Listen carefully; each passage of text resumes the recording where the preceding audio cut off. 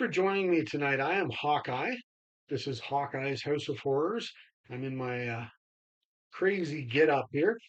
And tonight I'm going to do a review for John Carpenter's directorial debut, um, where he all started, and that is Dark Star.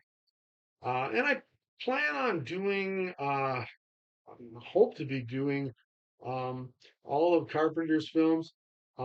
There may be, I know Elvis is one, for example. I'm not going to review that one, but I'm going to try and keep to the horror, fantasy, even action, um, those type of films that he did. And I think there's just the one um, that he did that doesn't really fit that mold. I would like to see Elvis, never seen it. It does star Kurt Russell. I think that was the first film they actually ever did together. They went on to do other projects. After that, The Thing, Escape from New York, Escape from LA, Big Trouble in Little China. Um, but when you get to know Carpenter, it makes sense that he did direct Elvis, even though there's no horror fantasy element going on there. As his father, I believe, was a music teacher, and the fact that Carpenter himself does music to his films, or a lot of his films, he did his own music. He's got music in his soul, right? Carpenter's a musical guy, so it makes sense that he did do Elvis, and I assume he must have been an Elvis fan as well. But just to take it back, I plan on doing all of Carpenter's films, and then at the end of it, do a ranking of all of Carpenter's films. But here we go. We're going to start with Dark Star, and this one I really enjoy. Now, Carpenter, as I said, he did music. Yes, so he did the music to this one. He produced it and directed it. Um, and then it was written by Carpenter as well as Dan O'Bannon. Um, Now, these two went to USC, or the University of Southern California, together uh, in a in film, right? So I think that is amazing that you have, I'm going to say it, two legends, and this is both of their beginning right here. So Dan O'Bannon, if you're unaware, he would go on to write Alien, um, as well as Total Recall. He was one of the writers of Total Recall. He went on to direct Return of the Living Dead. As I said, I think in a Stranger Things video, that is one of my favorite zombie films of all time. Um, and I love some of O'Bannon's stuff because it's got a real good funny bone in it, like this film here. Now, O'Bannon, for this film, he stars in it. He's the editor, did the production design. He was also the special effects supervisor. That was Dan O'Bannon. Now, other names I saw in here as well. A couple of them would go on to work with other within other Carpenter films. There's Tommy Lee Wallace. He was the associate art director. He went on to do It, as well as Halloween 3: Season of the Witch, which Carpenter was a producer of. Nick Castle. He would go on to be Mike Myers in the original Halloween, go on to direct The Last Starfighter. He was camera assistant for this one.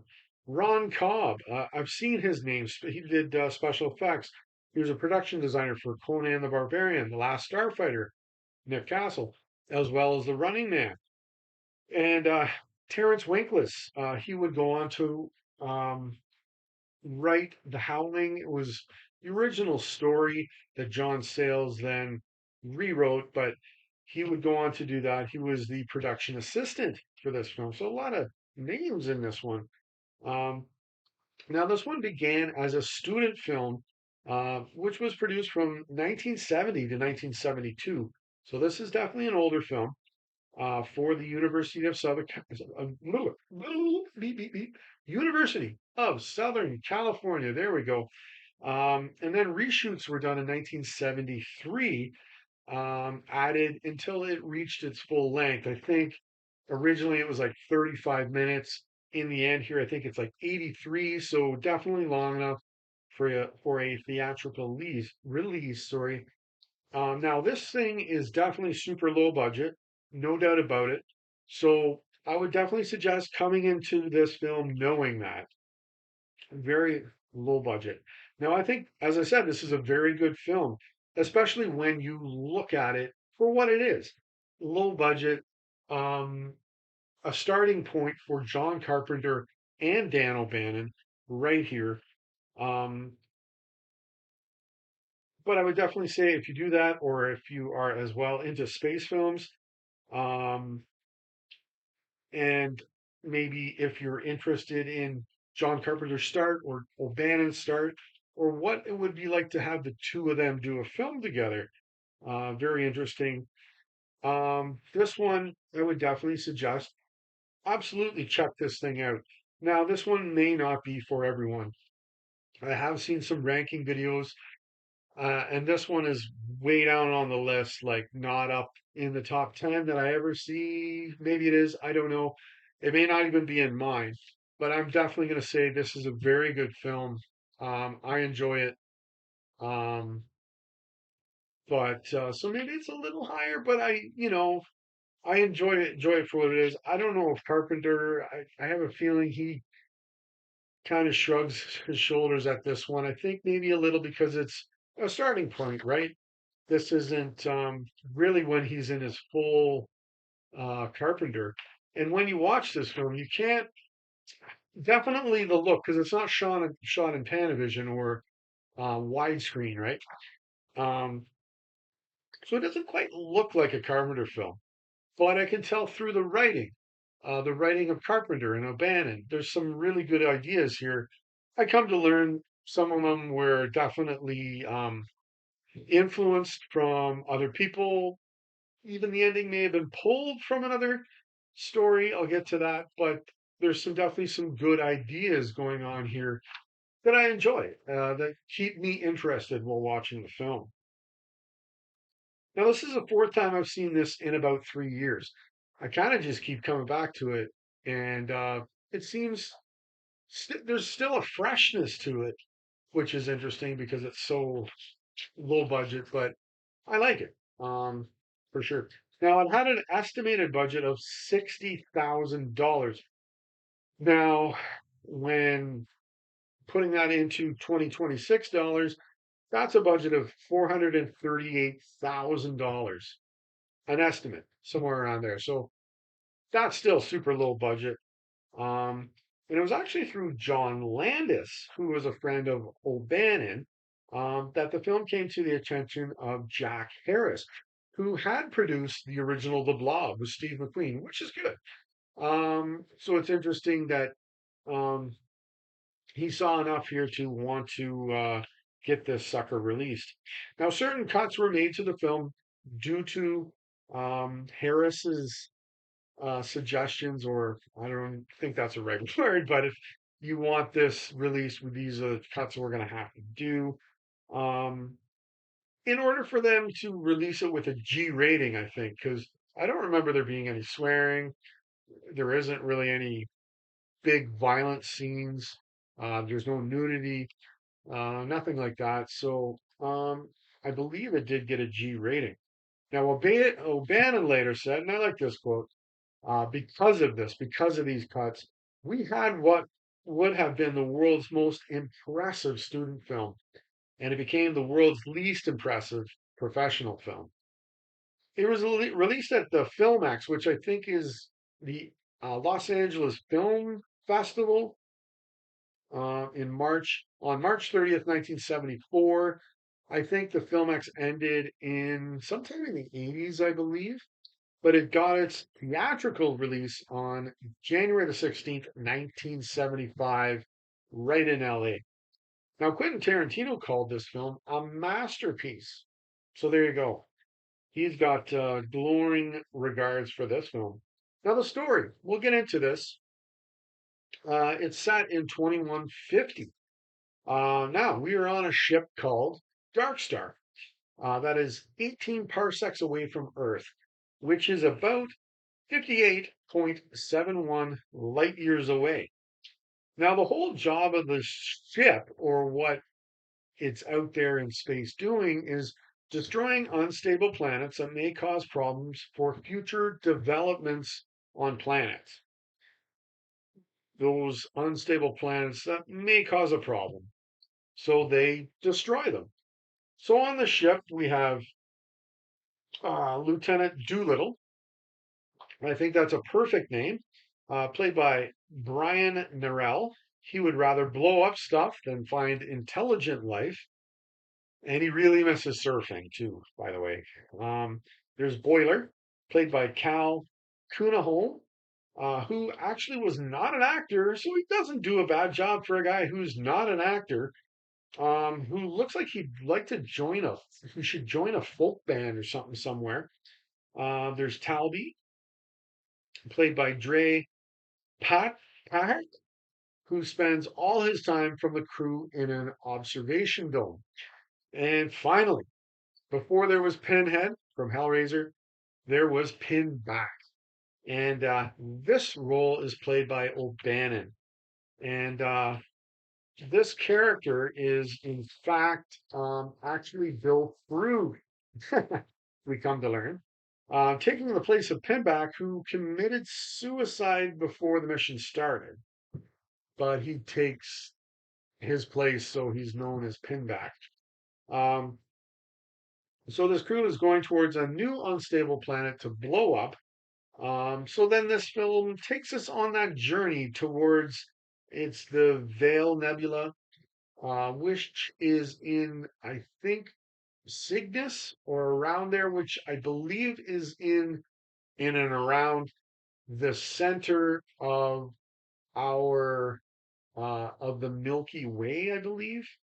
Um, so, anyways, we're on this journey, and and we see things that go wrong along the way, like AI bombs.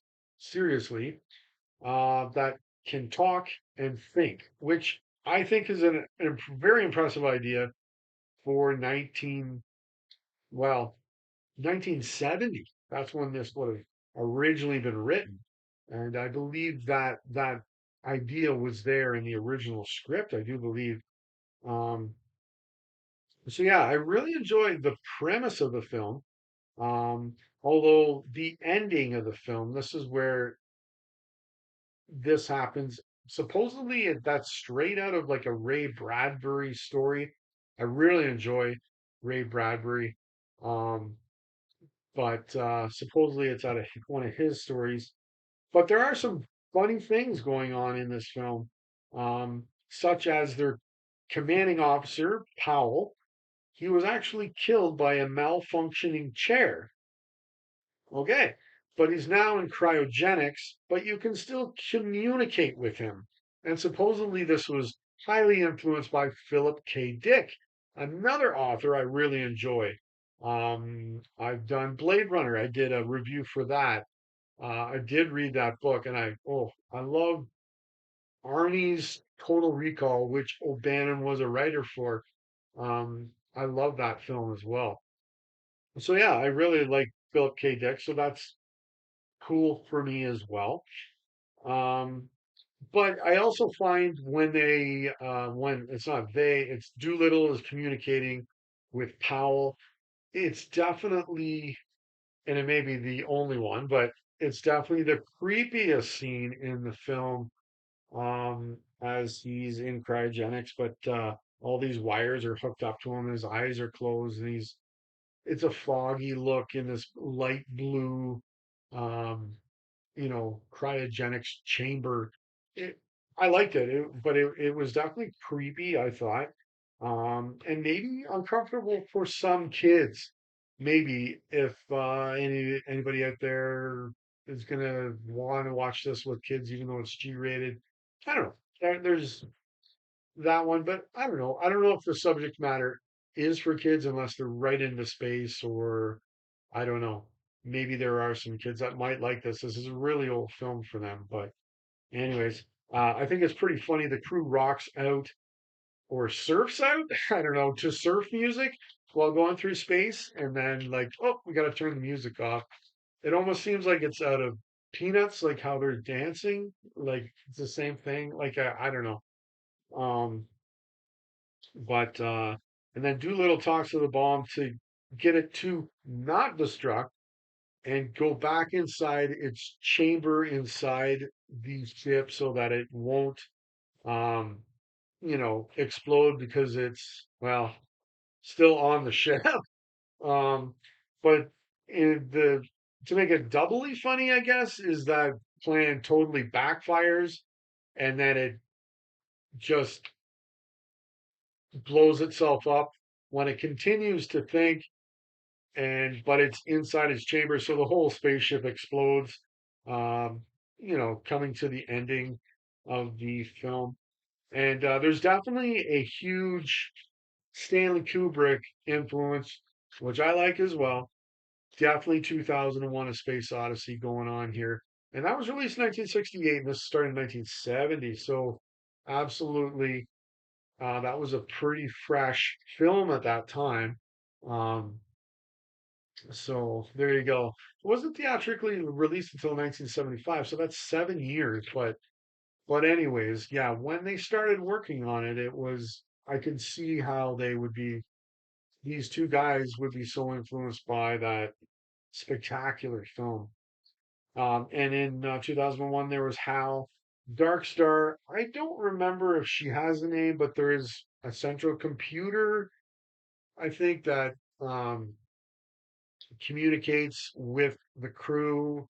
But instead of it being a man's voice, it's a woman's voice. And it's a really cool voice. I like her voice. Carpenter thought so as well, so that's why she's in there. And that was done by Cookie Knapp, who is actually the wife of the cinematographer Douglas Knapp, who would actually go on to work on Carpenter's second film, Assault on Precinct 13, as a cinematographer as well, or the director of photography. So that's interesting. But probably the most memorable scene to me is where Pinback gets into this fight with this alien life form that he himself had put on the ship. Um, what's funny is because they thought they needed, or he thought they needed a mascot. So he brings this alien life form on. He gets stuck in the garbage chute, then an elevator.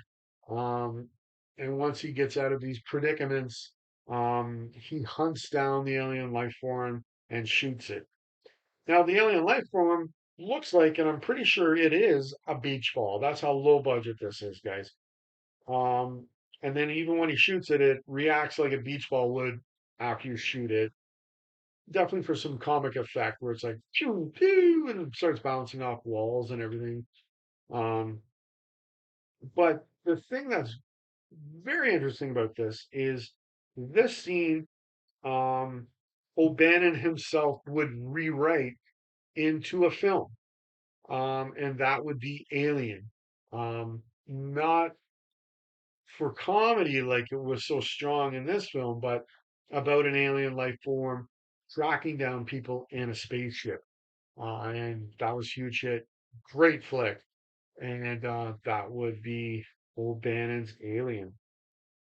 Now, the special effects in this film are quite good for a film of such a low budget. It's not like it was nominated, excuse me, for Oscars or anything like that. But the effects are quite good for what you got here, and it actually led to O'Bannon being hired to work on George Lucas's Star Wars. So that's pretty cool too. That this film led to that opportunity for Dan O'Bannon. Now, in this film, sometimes the pacing isn't the greatest. Sometimes it is, but sometimes it isn't. And I think it's the stitching of the original idea and these tacked on scenes to create a full length feature that may be a cause to some of the pacing issues. Um, but I totally forgive it for that. But it's just, maybe a minor downfall for me. Um, Now, understandably, the acting at times is not the greatest, but I forgive it for that too, because as I said, some of these people aren't even actors. Um, and I think the best performance is done by Pinback O'Bannon, which makes sense because he would have written it as well. So whatever. But but yeah, so sometimes the acting, okay, you're not gonna come in here and see like a Dustin Hoffman like performance. Okay. No. That's okay. And interesting to know too, Carpenter actually came in and dubbed the voice of Talby due to the actors actually having a thick accent. So that's actually John Carpenter's voice you're hearing. And there was a novelization actually written. Never read it. That'd be cool to read. Written by Alan Dean Foster. He would go on to write Star Trek, the motion picture, as well. Now, one question I do have before I wrap this all up. I see Boiler likes to smoke the cigars, and Pinback likes to smoke the cigarettes. Where do you buy smokes in space? I don't know. They never show us that. But anyways, I hope you enjoyed Dark Star like me. But that's it for now. So the next review I'm going to do is Assault on Precinct 13, and I think that's where Carpenter starts hitting home runs. So until next time, have yourself an excellent day.